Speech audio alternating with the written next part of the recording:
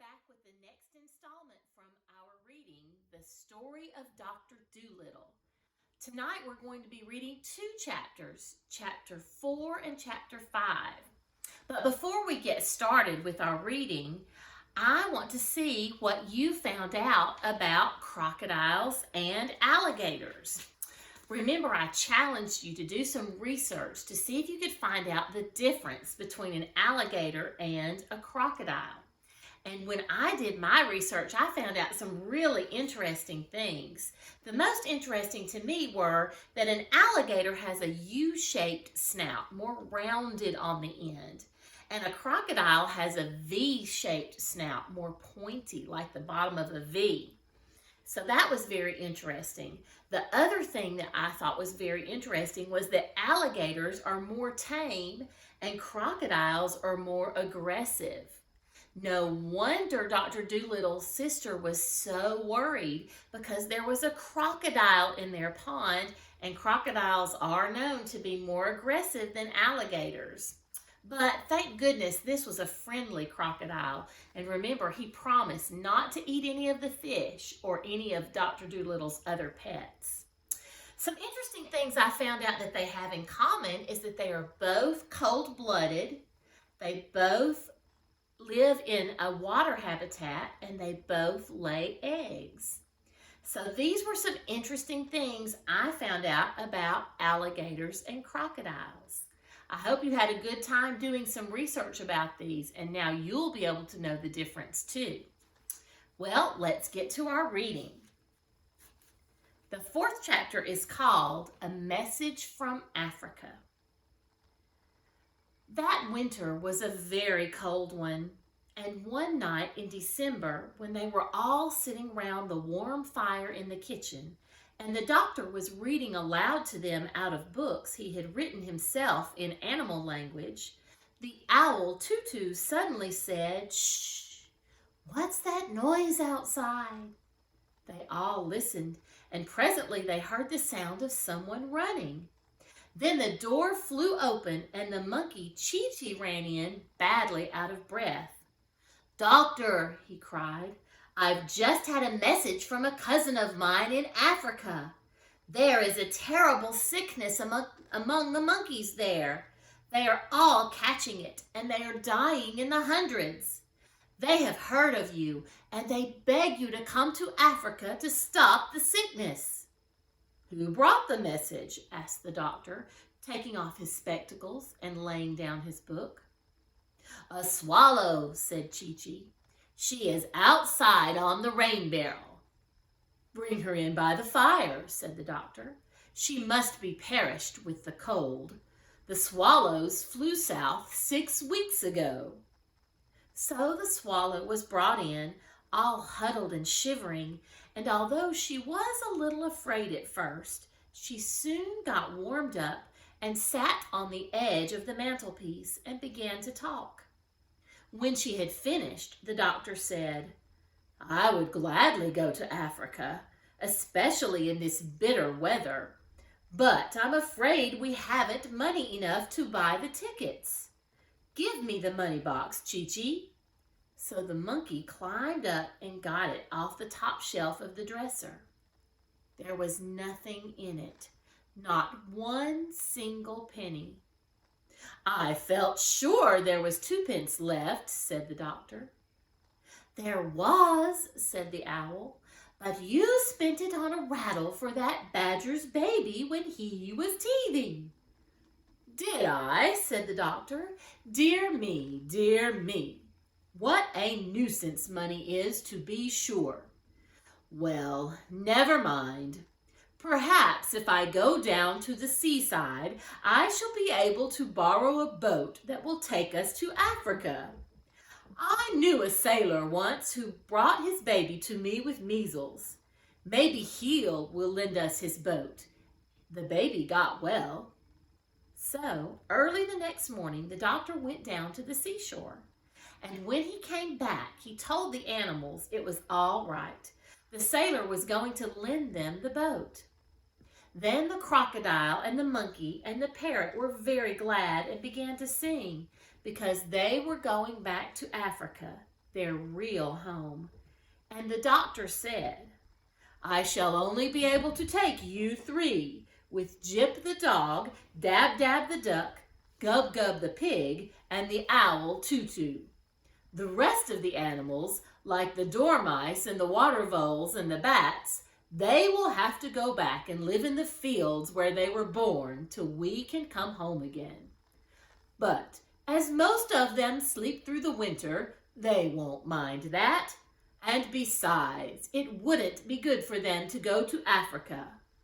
So then the parrot, who had been on long sea voyages before, began telling the doctor all the things he would have to take with him on the ship. "You must have plenty of pilot bread," she said. "Hardtack, they call it. And you must have beef in cans and an anchor."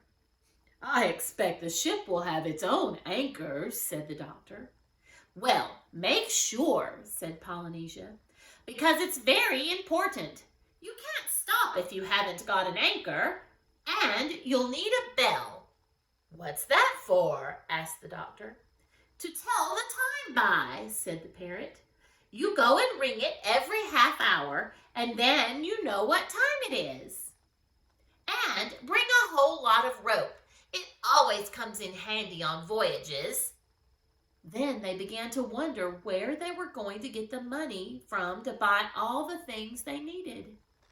"Oh, bother it! Money again!" cried the doctor. "Goodness, I shall be glad to get to Africa where we won't have to have any. I'll go and ask the grocer if he will wait for his money till I get back. No, I'll send the sailor to ask him." So the sailor went to see the grocer, and presently he came back with all the things they wanted. Then the animals packed up, and after they had turned off the water so the pipes wouldn't freeze, and put up the shutters, they closed the house and gave the key to the old horse who lived in the stable. And when they had seen that there was plenty of hay in the loft to last the horse through the winter, they carried all of their luggage down to the seashore and got on to the boat. The cat's meat man was there to see them off, and he brought a large pudding as a present for the doctor, because, he said he had been told, you couldn't get puddings in foreign parts. As soon as they were on the ship, Gub Gub the pig asked where the beds were, for it was 4 o'clock in the afternoon, and he wanted his nap. So Polynesia took him downstairs into the inside of the ship and showed him the beds, set all on top of one another like bookshelves against a wall. "Why, that isn't a bed," cried Gub Gub. "That's a shelf." "Beds are always like that on ships," said the parrot. "It isn't a shelf. Climb up onto it and go to sleep. That's what you call a bunk." "I don't think I'll go to bed yet," said Gub Gub. "I'm too excited. I want to go upstairs again and see them start." "Well, this is your first trip," said Polynesia. "You will get used to the life after a while." And she went back up the stairs of the ship, humming this song to herself. "I've seen the Black Sea and the Red Sea. I've rounded the Isle of Wight. I discovered the Yellow River and the Orange too by night. Now Greenland drops behind again, and I sail the ocean blue. I'm tired of all these colors, Jane, so I'm coming back to you." They were just going to start on their journey when the doctor said he would have to go back and ask the sailor the way to Africa. But the swallow said she had been to that country many times and would show them how to get there. So the doctor told Chi-Chi to pull up the anchor, and the voyage began. The 5th chapter is called The Great Journey. Now, for 6 whole weeks, they went on sailing on and on over the rolling sea, following the swallow who flew before the ship to show them the way. At night, she carried a tiny lantern so they should not miss her in the dark. And the people on the other ships that passed said that the light must be a shooting star. As they sailed further and further into the south, it got warmer and warmer.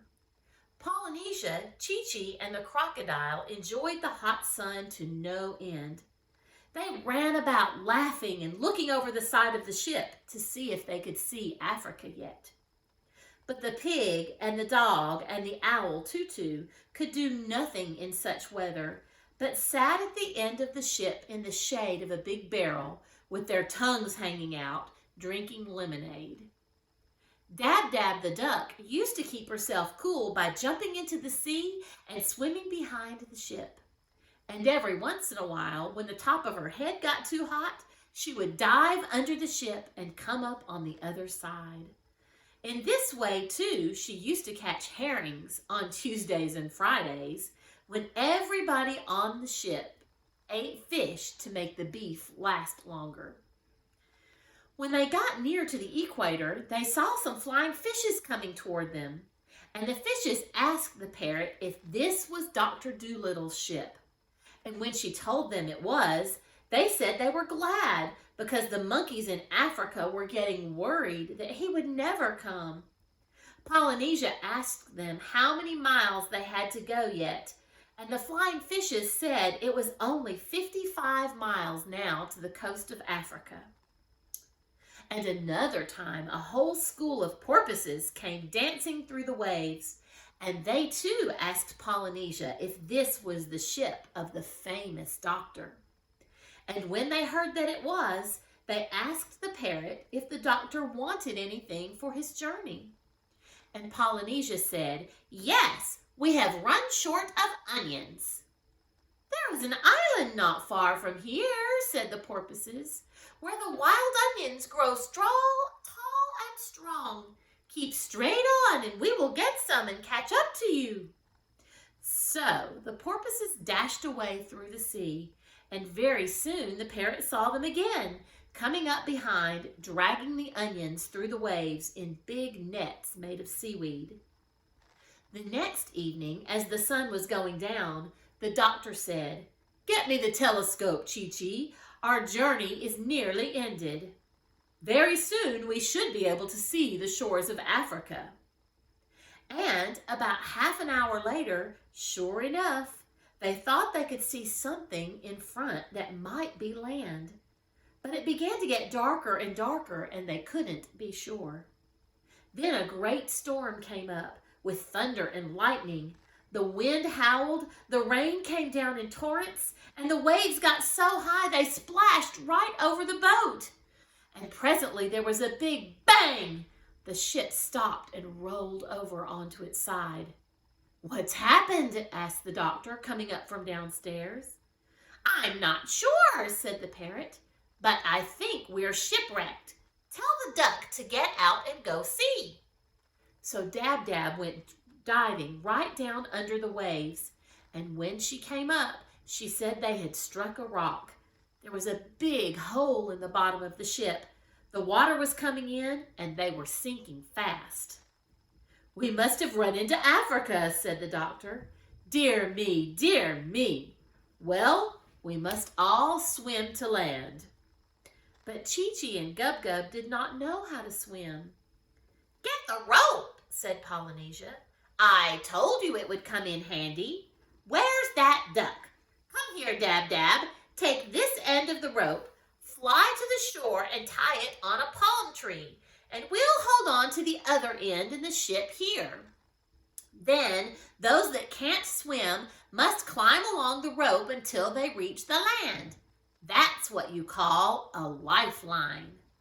So they all got safely to the shore, some swimming, some flying, and those that climbed along the rope brought the doctor's trunk and handbag with them.